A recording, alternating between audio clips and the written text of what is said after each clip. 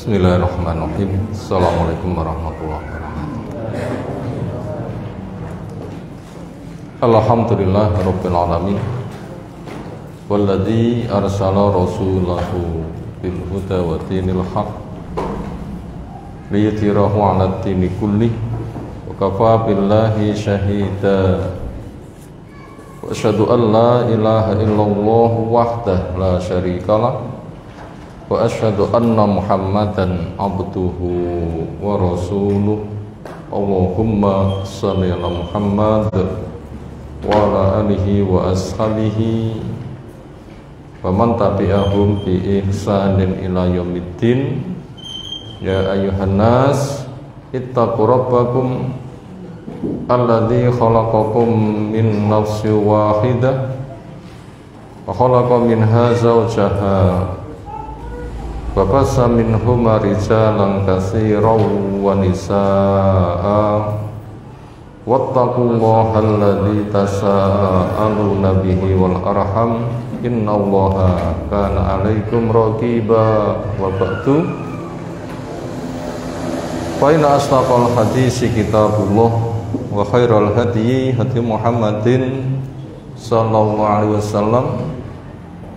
Syarrul umuri muhdatsatuha fa inna kulla muhdatsatin bid'ah wa kulla bid'atin dhalalah wa kulla dhalalatin finnar. Ayol ikhwah, azza wa ta'ala, bulan Sya'ban hampir separuh. Siapa yang menginginkan sholat pertengahan bulan, mungkin besok sudah bisa mulai secara takwim.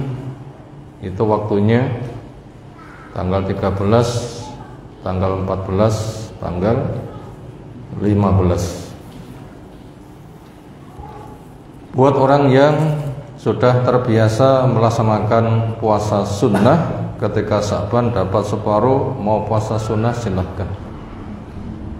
Tapi untuk yang tidak terbiasa puasa sunnah, bila Sya'ban dapat separuh dia tidak boleh puasa sunnah.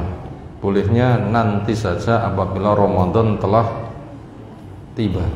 Makanya siapa yang ingin memperbanyak, yang sebelumnya tidak pernah punya kebiasaan, mumpung belum dapat separuh mau puasa silahkan.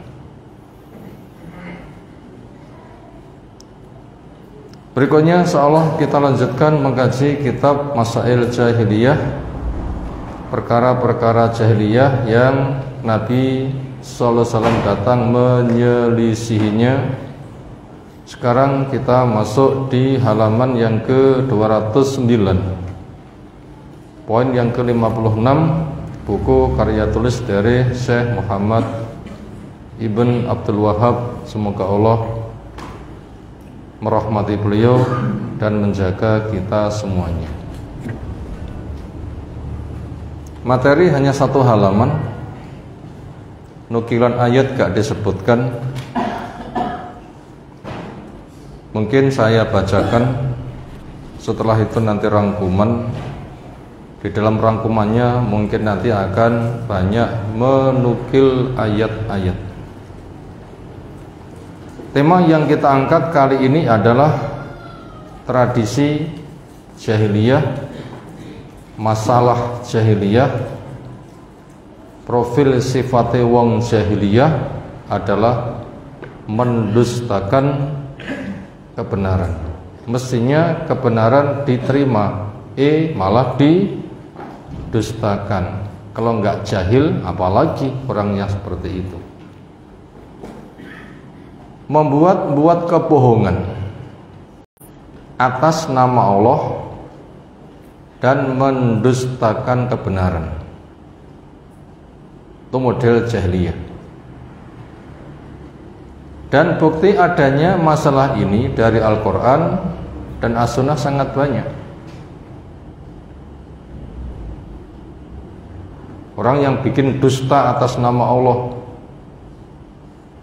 misalnya Allah menyebutkan wa man adlamu mimman iftara 'ala Allahil kadziba wa huwa yud'a ilal Islam. Siapa lagi orang yang paling dolim kalau bukan orang yang bikin dusta atas nama Allah sementara dia sudah diajak kepada Islam. Itu paling dolim.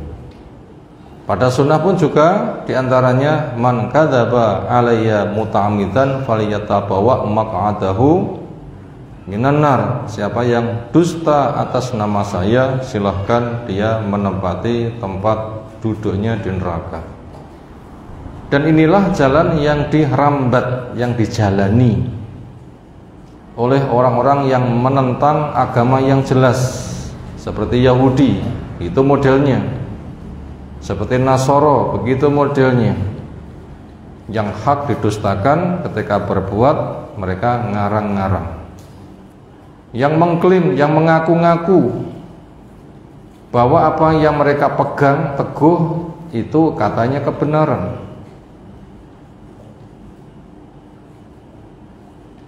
Sesuatu yang mereka fanatik di atasnya, hasil akal-akalannya, katanya itu kebenaran. Apalagi itu termasuk kelompok akal-akalan. Tidak ada kebenaran mutlak kecuali akal. Apapun dikatakan benar atau salah bila cocok dengan akal. Akal menjadi sesuatu yang nomor satu. Sehingga apabila nggak cocok, Quran pun juga akan didustakan. Padahal akal itu terbatas wilayahnya. Sementara Al-Quran itu adalah firman Allah Ta'ala. Allah punya sifat bicara, yang mengetahui dulu, sekarang, akan datang, yang cakupan ilmunya sebagaimana ya Allah kehendaki, yang tidak ada manusia bisa meliputi apa yang Allah ketahui karena saking kecilnya ilmu manusia. Kalau memang akal cuma seperti itu, bagaimana dia menjadi standar nilai ngoreksi kepada Al-Quran bisa diterima atau tidak bisa diterima? Ini jelas kejahilan yang sangat gamblang. Dan bahwasanya Allah telah memerintahkan mereka untuk berpegang teguh kepadanya. Itu klaim mereka. Dan agama yang jelas ini yaitu Islam, kata mereka bukan agama yang benar. Dan Allah telah memerintahkan mereka untuk mendustakannya. Ini klaim mereka yang dusta lagi. Semua itu adalah dalam rangka mengikuti para pendahulu mereka. Karena mereka itu ada orang yang taklid mengikuti pendahulunya dan sama sekali tidak menoleh kepada dalil-dalil. Makanya bila kita baca di Luqman, Allah menjelaskan wa idza qila lahum ittabi'u ma anzalallah qalu bal nattabi'u ma wajadna 'alaihi aba'ana awalau kana syaitan yatum ila adzabis sa'ir. Ketika mereka diajak ikuti apa yang Allah turunkan, itulah Al-Quran lengkap dengan tafsirnya, proyek percontohannya.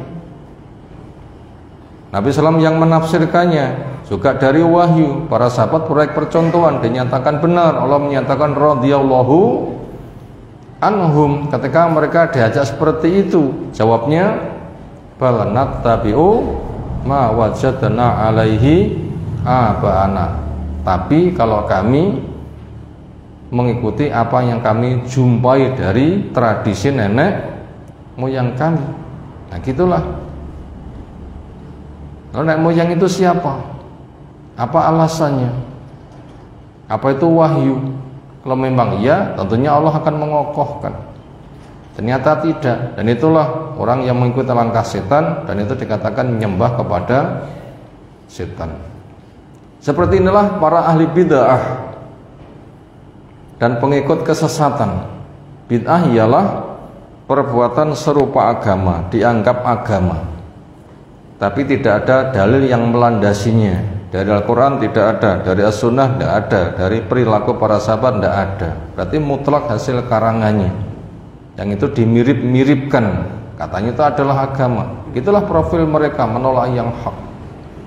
Itulah mereka mengikuti sesatan, di mana mereka meyakini bahwa bid'ah mereka lah yang benar, karena cocok dengan akalnya, dan bahwasanya Allah Azza wa Jalla memerintahkan mereka untuk menjalankannya, dan bahwasanya apa-apa yang dipegang teguh oleh para pengikut kebenaran itu katanya ajaran yang dibuat-buat dan tidak mereka benarkan. Di sini ada sebuah ungkapan, kulun yadda'i waslan bi laila wa laila la tukir lahum bidzak. Kulun semuanya yadda'i ngaku-ngaku, waslan katanya punya hubungan istimewa bi laila dengan Laila. Wa laila sementara Laila sendiri la tukiru tidak pernah mengakui lahum kepada mereka bidzaka dengan pengakuannya. Itulah gambaran ahli bid'ah yang mereka nikmat dengan kebid'ahannya, akhirnya mendustakan yang hak, dan itulah hakikat kejahilan, dan itu yang menjadi materi yang kita kaji di kesempatan malam hari ini. Sekarang untuk lebih jelasnya masuk kepada rangkuman, mau ditulis silahkan. Masalah yang ke-56 dari profil jahiliyah adalah mendustakan kebenaran. Pertama, tugas Nabi adalah berdakwah. Tugas Nabi adalah berdakwah, sebagaimana ada di surah Al-A'raf yang ke-79. Tidak boleh ada yang membuka mushaf, sebagaimana di Al-A'raf yang ke-79. Umum, fadhil, siapa yang membacakannya?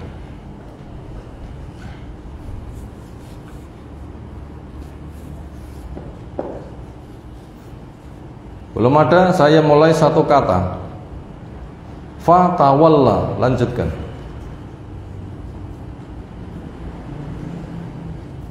Fadhil, siapa? Fadhil.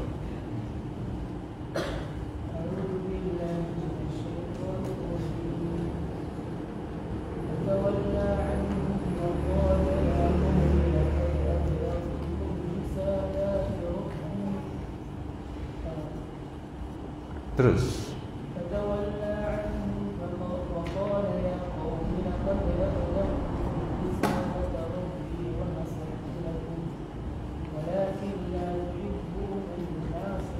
Maskur, jazakumullah khairan. Ini ada oleh-oleh sedikit, tapi enggak seperti biasanya. Terima apa adanya. Fadhil. Nanti bila dibuka enggak usah kaget, karena bukan tuyul.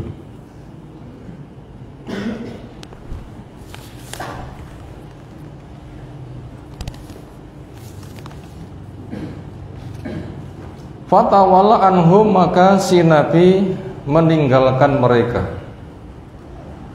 Artinya memang Nabi berdakwah itu mempengaruhi, tidak dipengaruhi. Apa pengaruh Nabi kepada mereka? Ketika mereka diajak tidak mau, waqal, si Nabi yang benar mengatakan, ya qaumi, laqad ablagtukum, sungguh saya telah bertablik, menyampaikan sesuatu kepada kalian. Yang kusampaikan adalah risalah Rabbi, risalah Allah Rabbku, taujih, arahan, bimbingan dari Allah Rabbku. Itulah wahyunya, itu ayat-ayatnya. Ya Allah berfirman, didengar, ditulis, dibukukan, diturunkan. Itu yang ku sampaikan, yang ku bacakan, yang ku nasihatkan kepada kalian. Wa nasatu lakum, dan saya telah bersikap nasihat kepada kalian. Saya menginginkan kalian dapat kebaikan, makanya ku bacakan petunjuk Allah Subhanahu wa taala. Walakin akan tetapi la tuhibbunan nasihin, kalian tidak suka kepada orang yang menyampaikan nasihat. Ini sangat jelas sekali. Tugas Nabi adalah berdakwah, yang sangat semangat berharap supaya kaum itu masuk agama Allah, tapi kenyataannya mereka malah tidak suka kepada orang yang memberi nasihat. Makanya bila kita berdakwah lurus kok dimusuhi, biasa. Memang itu sejak dari dulu, sampai Allah menjelaskan walau kariha al kafirun, walau kariha al musyrikun, walaupun wong kafir benci, walaupun wong musyrik benci. Dan itu tidak usah dipedulikan, tinggalkan saja mereka. Yang jelas tugas kita adalah menyampaikan, memberikan pengaruh. Itu tadi nomor satu, tugas Nabi itu adalah berdakwah. Dan Nabi SAW pun juga telah mengambil persaksian dari umat bahwa beliau pun juga sudah berdakwah.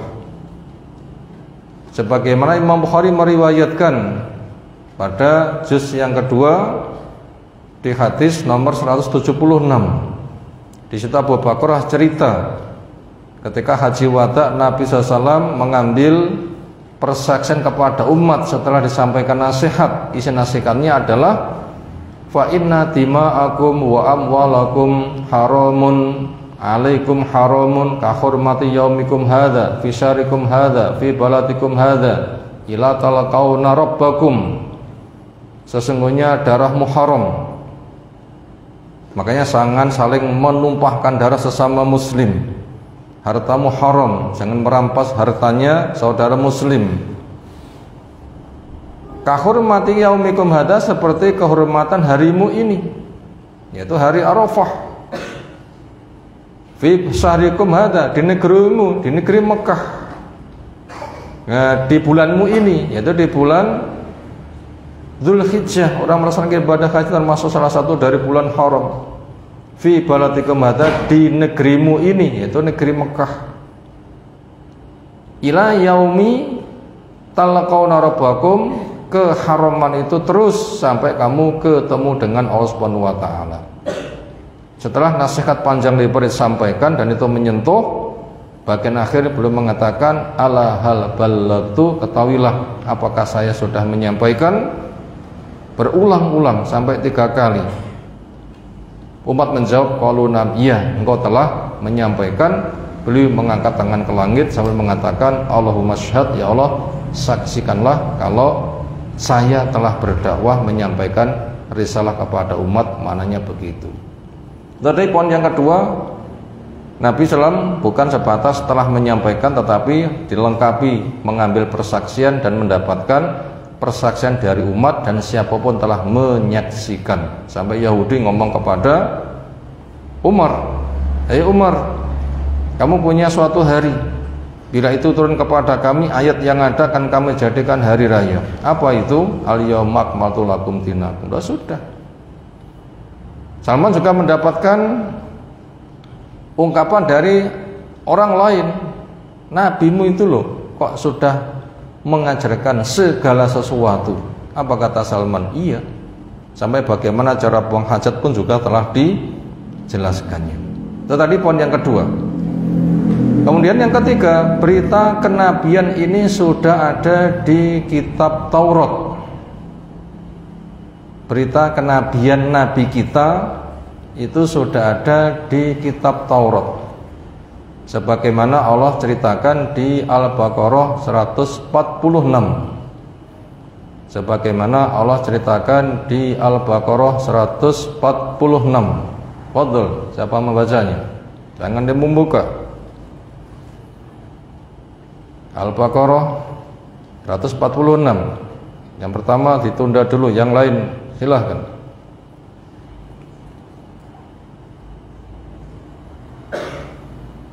Saya pancing 2 kalimat. Alladzina atainahum, fadl, fadl.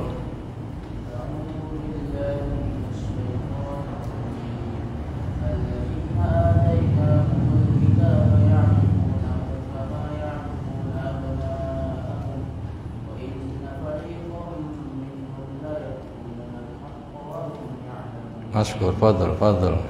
Taqaddam.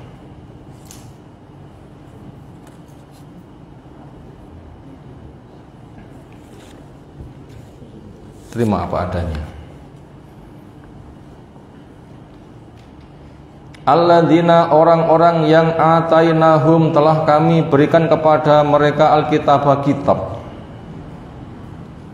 Ya'rifunahu, mereka sudah mengenal kepada karakter Nabi ini kama ya'rifuna abnahum, sebagaimana mereka kenal kepada anak mereka sendiri. Siapa orang tua nggak kenal kepada anaknya? Ada nggak kira-kira? Ada. Sopo? Anaknya lahir di rumah sakit, lali ra ditandani, digelangi. Iki jenenge sopo, anake sopo?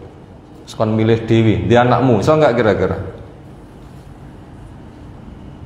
Saya yakin nggak bisa seperti itu, kecuali nanti tes DNA-nya baru atau tes kadar ASI-nya, bisa jadi.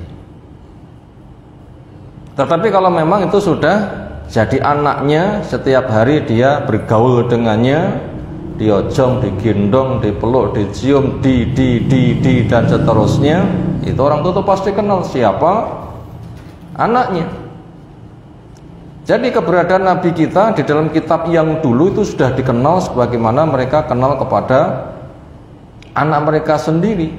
Wa inna fariqam minhum la yaktumunal haqqa wa hum ya'lamun, dan sungguhnya sekelompok dari mereka itu betul-betul menyembunyikan kebenaran sementara mereka mengetahui. Ini sebagai pengokoh bahwasanya keberadaan Nabi kita bukan semata sudah berdakwah, tapi sudah disebut pada zaman tempo dulu, sehingga sisa-sisa dari mereka ketika anak turunnya menjumpai Nabi SAW itu sangat tahu sekali itu Nabi yang kami ketahui, kami betul-betul tahu bagaimana kami mengutuk kepada anak-anak kami. Tapi sayang, mereka itu menyembuhkan yang hak dengan penuh kesadaran. Dari situlah akhirnya mereka mengadakan pendustaan.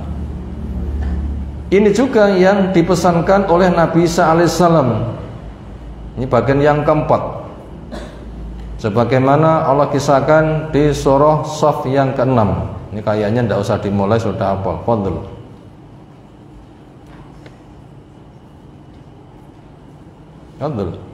Fadl. Depan.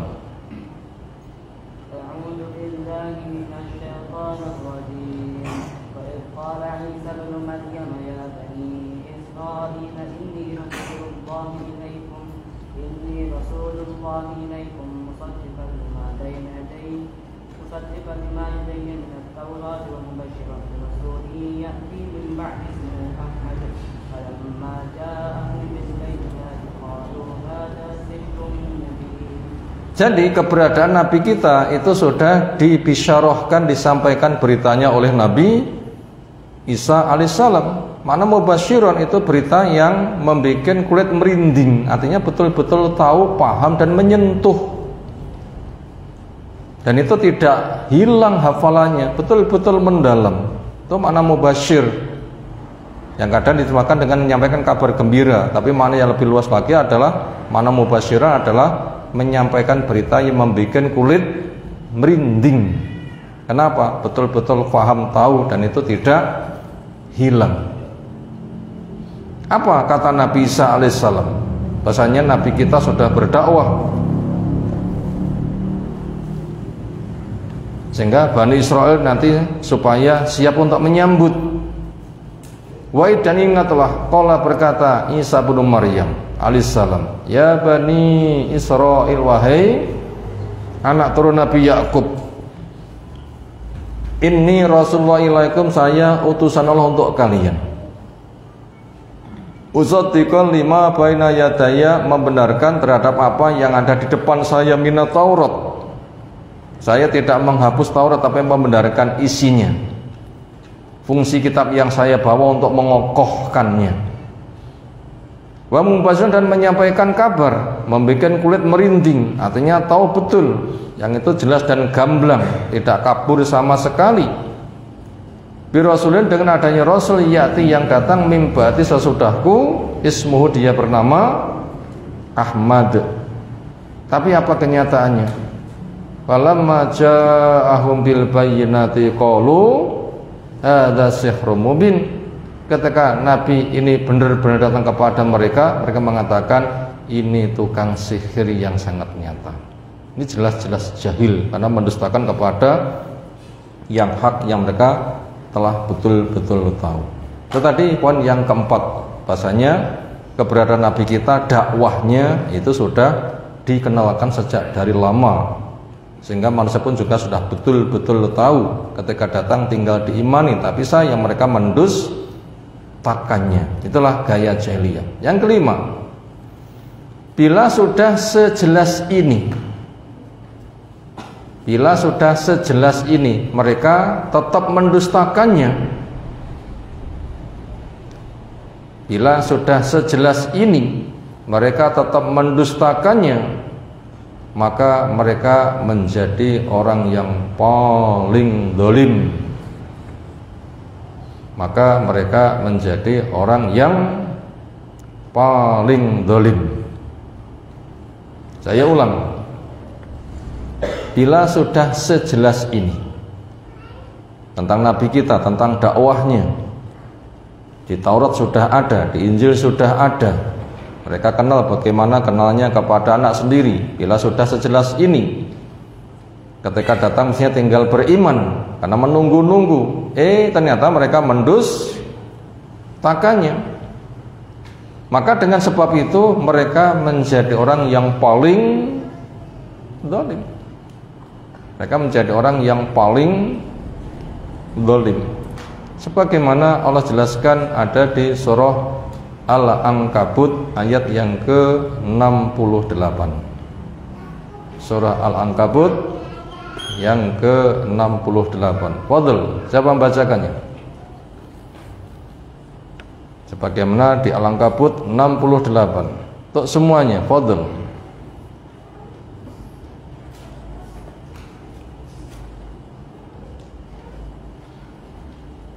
Saya pancing. Waman adlamu mimman iftara. Silakan lanjutkan.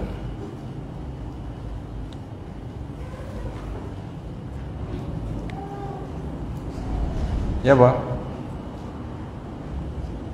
belum ada. Yang sudah jawab lagi boleh. Fadl.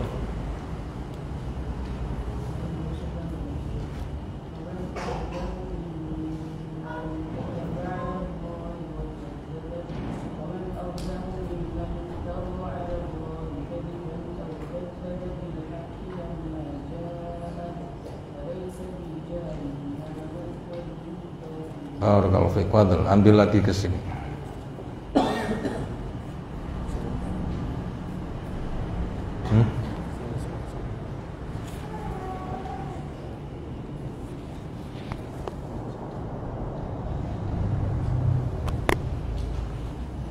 Oh.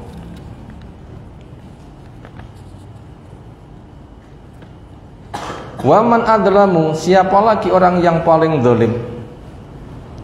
Mimman, daripada orang yang iftara, mengarang-ngarang ala Allah, atas nama Allah, kadziban, kebohongan. Au kadzaba, atau dia itu mendustakan, bil haqi, kepada yang hak, lamma ja'ah, ketika hak datang kepadanya. Alaisa fi jahannama maswal lil kafirin, bukankah di jahanam itu tempat tinggal buat orang kafir? Itu orang yang paling zalim. Apa? Hak yang betul-betul telah ia ketahui ternyata didustakan, lalu langkahnya mereka membuat karangan lalu diatasnamakan kepada Allah. Itu orang yang paling zalim. Makanya kepada orang yang kayak begitu, resiko dosanya amat sangat dahsyat. Ya Allah tutup dengan alaisa fi jahannama maswal lil kafirin, bukankah di jahanam itu sebagai tempat tinggal buat orang kafir? Untuk memantapkan dahsyatnya resiko yang akan mereka terima, di sini ada al-idhar fi maudhi'il idmar, menempatkan isim dhahir di tempatnya dhamir, yaitu lafadz lil kafirin. Maksudnya ini cukup dengan lahum. Alaysa fi jahannama maswan lahum. Tapi apa hikmahnya Allah membimbing kepada kita dengan firman-Nya maswal lil kafirin, Pantasnya itu adalah lahum, kepada mimman, yaitu orang yang ngarang-ngarang kedustaan atas nama Allah atau mendustakan yang hak ketika tiba. Apa hikmahnya? Katanya al-idhar fi maudhil idmar, menempatkan isim zahir di tempatnya dhamir. Mestinya lahum dibaca lil kafirin. Hikmah pertama, bahasanya marjaknya, nilainya disebutkan apa yang ada pada isim dhamir tadi, pada isim dohir tadi. Yang kedua, menjelaskan alasan kenapa mereka mendapatkan hukuman keras itu. Yang ketiga, akan meliputkan siapa yang punya karakter sama nanti mendapatkan nilai yang sama. Sehingga maknanya adalah akan dihukumi kafir kepada orang yang bikin dusta atas nama Allah. Akan dihukumi kafir kepada orang yang sudah tahu yang hak sengaja mendustakannya. Jadi ya, ini karakternya termasuk karakter kafir besar, menyebabkan keluar dari agama karena telah tegak hujah mereka membantah, ilmu dibuang, agama ngarang, diingatkan mereka itu berpaling, itu penuh dengan kesengajaan dan sampai mati mereka tidak tobat. Nah begitu. Itu alasan kenapa mereka mendapatkan nilai seperti itu. Kemudian setiap orang yang memiliki nilai kekafiran yang sama nanti mendapatkan hukuman kepada jahanam. Itu tadi poin yang ke-5.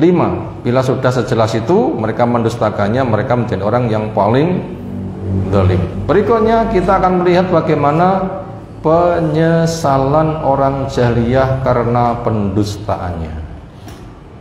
Jangan melihat bagaimana penyesalan orang jahiliyah karena pendustaannya. Sudah jelas tahu yang hak sengaja mendustakan, puas dengan batil, puas dengan bid'ah, bahkan menuduh yang hak dengan tuduhan macem-macem.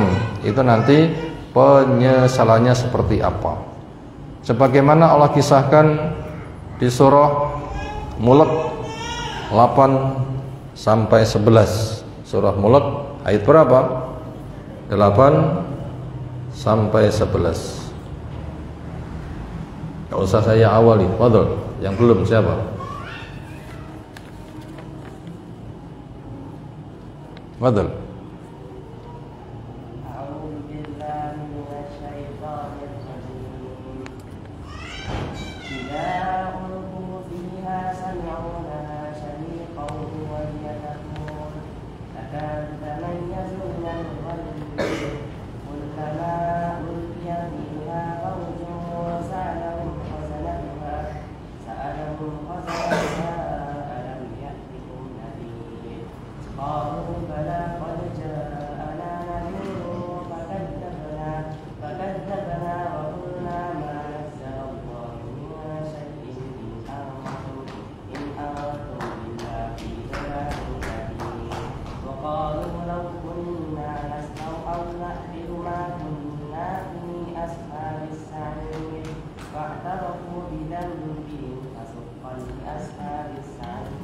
Masykur. Wadal, taqaddam.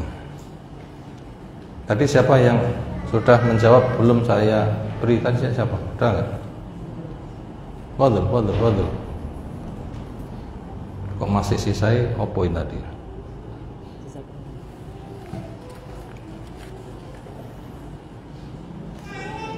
Takatu hampir saja.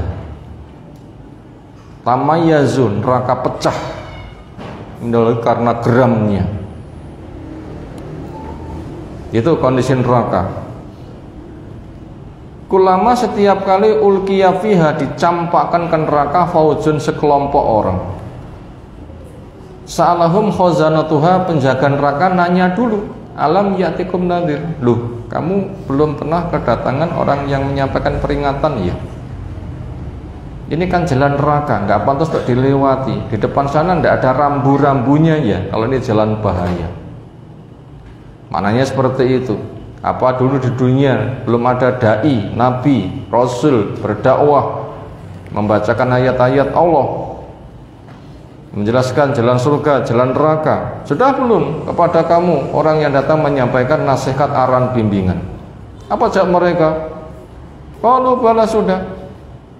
Qad ja'ana nadhir, telah datang kepada kami pihak yang menyampaikan peringatan.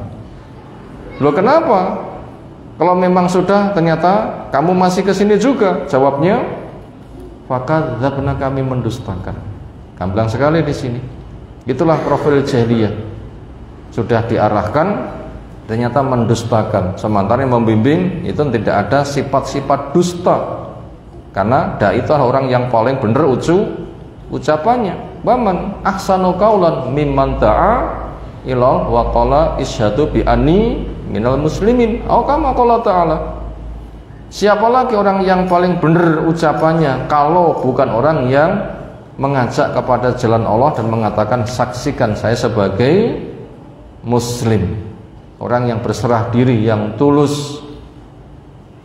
Tapi kenyataannya mereka sudah sejujur itu masih didustakan. Nah gitulah kebangetan dari orang-orang yang ikut tradisi jahiliyah. Wakulna, kami katakan, bukan sebatas kami mendustakan, kami juga menuduh. Mana zalamin syai', Allah tidak pernah menurunkan sesuatu pun. In antum illa fi dolalin kabir, tidaklah ada kamu kecuali berada di dalam kesesatan yang sangat besar. Nih gambaran mereka yang sangat jelas dan gamblang. Gaya jahiliyah adalah mendustakan kepada yang hak. Maka benar, mereka betul-betul mengakui kami adalah mendustakan.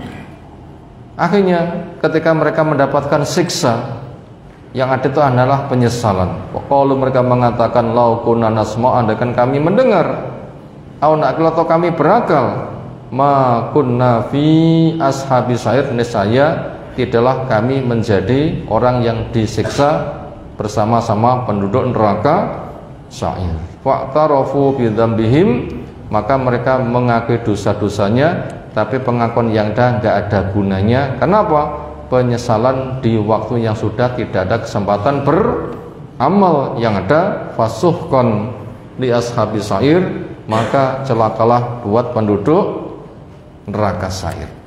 Berikutnya, terakhir yang ketujuh, solusi agar kita tidak terjebak di dalam karakter jahiliyah. Apa itu solusinya? Banyak berdoa agar diberi ilmu yang bermanfaat.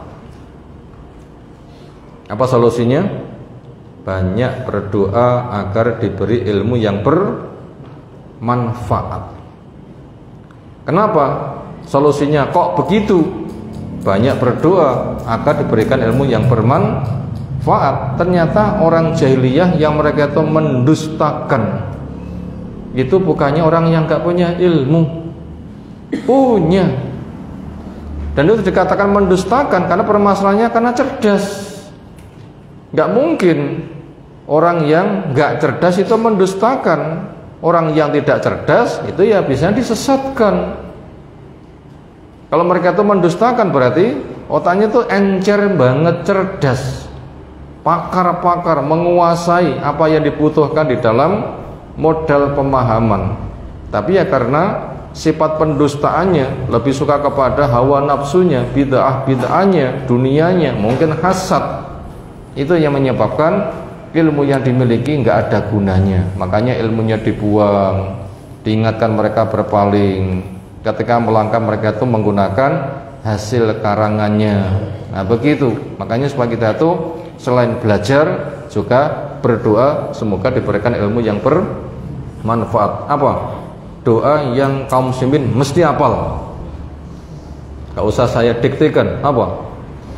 Ya di Al-Fatihah sangat jelas sekali.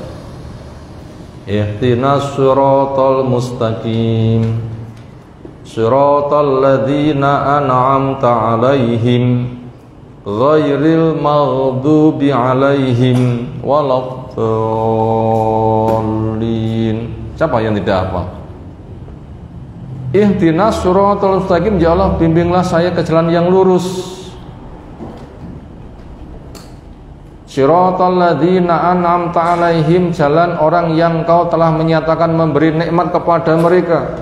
Itulah jalannya para nabi, jalannya para siddiqin, jalannya para syuhada, jalannya para sholihin.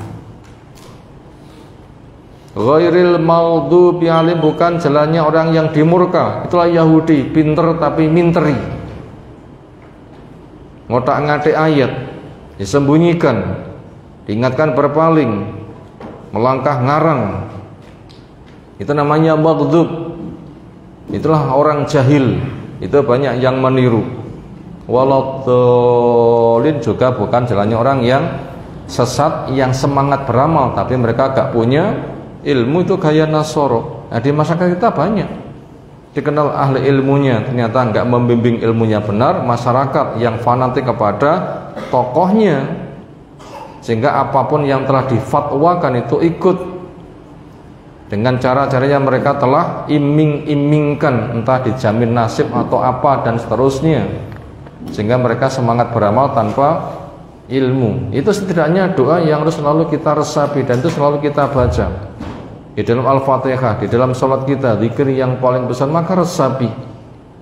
Bila semua kaum muslimin meresapi doa ini, minta dibimbing kepada yang lurus, sudah ada proyek percontohannya, makanya mereka nanti akan bekerja keras cari ilmu beramal, berdoa dan meminta, dan menghindari kepada cara Yahudi, pinter sing minteri, cara Nasoro yang semangat beramal tapi nggak punya keilmuan. Atau doa-doa yang lain ada, termasuk zikir pagi, Allahumma inni as'aluka ilman nafian wa rizqan thayyiban wa amalan mutaqabbalan. Kan juga ada doa seperti itu. Ya Allah, saya minta kepadamu ilmu yang bermanfaat, rezeki yang baik, amal yang diterima.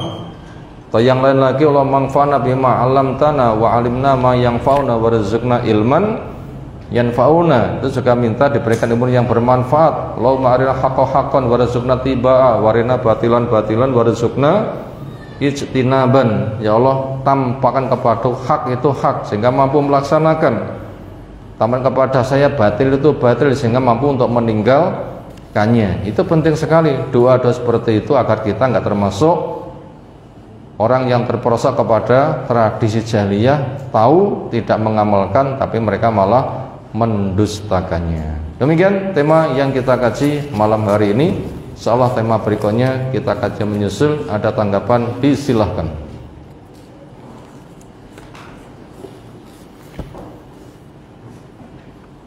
Segera cukup istirahat. Subhanakallahumma bihamdika asyhadu an la ilaha illa anta astaghfiruka wa atubu ilaik. Assalamualaikum warahmatullahi wabarakatuh.